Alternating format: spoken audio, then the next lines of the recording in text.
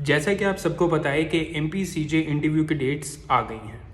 अब आप जज बनने से सिर्फ एक स्टेप दूर हैं।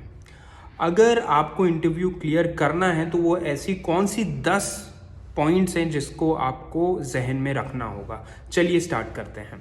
पॉइंट नंबर 1, सबसे पहले you need to have a very convincing and strong answer as to why you want to become a जज। ये आंसर कन्विंसिंग नहीं है क्योंकि मेरे फादर जज हैं या क्योंकि मेरे फादर एडवोकेट हैं इसीलिए मुझे जज बनना है। You need to get to the reason as to how you will contribute when you will become a जज। सिस्टम में बहुत सारे ऐसे लोग हैं जो जज बनना चाहते हैं, जो आप जितने ही क्वालिफाइड हैं, बट आपको ही क्यों जज बनना है। So first of all prepare that answer. Second, सबसे पहले आप अपने बेसिक से स्टार्ट करिए when you want to appear for the interview rather than going into the intricacies. Comparative analysis, सबसे पहले जो बेसिक्स हैं पहले आप उनको स्ट्रॉन्ग करिए, उसके बाद आप और अंदर सब्जेक्ट में जाइए। थर्ड, अगर आपसे क्वेश्चन इंग्लिश में पूछा गया है और अगर आप इंग्लिश में आंसर दे रहे हैं तब तो ठीक है, बट अगर आपसे ऑनरेबल जस्टिस जो भी बैठे हैं अगर उन्होंने क्वेश्चन आपसे हिंदी में पूछा है और अगर आप इंग्लिश में आंसर दे रहे हैं, इसके आपके नंबर कट सकते हैं। तो please respond in the language in which the question has been posed before you. Fourth, आप जिस जगह से आ रहे हैं उसके बारे में आपको पूरी नॉलेज होनी चाहिए, उसकी हिस्ट्री के बारे में, वहाँ पे क्या फेमस है।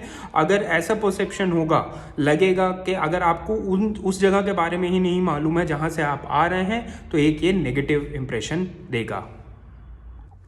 Fifth, do not just say sorry if you do not know the answer of any question which has been asked to you. Rather than saying sorry, say कि आप जब भी बाहर जाएंगे, इंटरव्यू जब आपका ख़त्म हो जाएगा उसके बारे में आप जानने की कोशिश करेंगे। सिक्स्थ, अगर आप प्रैक्टिस कर रहे थे या आप एनरोल्ड हैं एज एन एडवोकेट तो आपके पास इसका आंसर ज़रूर होना चाहिए कि आपने प्रैक्टिस कंटिन्यू क्यों नहीं करी या आप एनरोल क्यों हुए एज एन एडवोकेट। सेवेंथ, अगर आपसे पूछा जाए कि आपने पिछले 2 साल क्या किया ग्रेजुएशन के बाद और अगर आपने वो ड्रॉप ईयर लिया है, अगर आप सिर्फ प्रिपेयर कर रहे हैं तो उसका बिल्कुल ऑनेस्टली जवाब दीजिए। बताइए कि आप प्रिपेयर कर रहे थे रादर देन कुछ ऐसी चीज़ बताई जाए जिसके बारे में आपको नॉलेज नहीं है, जिसमें आप ये कह सकते हैं कि मैं प्रैक्टिस कर रहा था या मैं कुछ और कर रहा था। क्योंकि जब वो फॉलो अप क्वेश्चन आएगा और अगर आप पकड़े गए तो आपका 100% सिलेक्शन नहीं होगा। 8th, अगर आप ऑलरेडी कहीं पे जॉब कर रहे हैं, या तो वो लॉ फर्म हो सकती है या वो कंपनी हो सकती है, कहीं पे भी अगर आप जॉब कर रहे हैं तो उस जॉब के बारे में पूरी प्रिपरेशन करके जाइए। आपको पता होना चाहिए कि आपका जॉब प्रोफाइल क्या था, आप वहाँ पे क्या कर रहे थे। 8th, अगर आप सिर्फ कॉन्स्टिट्यूशनल लॉ के ऊपर तैयारी करके जा रहे हैं तो ये बहुत बड़ी गलती कर रहे हैं, क्योंकि एज अ मैजिस्ट्रेट और अ सिविल जज आपको जो सबसे ज़्यादा काम होने वाला है वो प्रोसीजरल लॉज पे आने वाला है। तो इसीलिए prepare well on procedural law, that is CRPC, CPC and evidence law.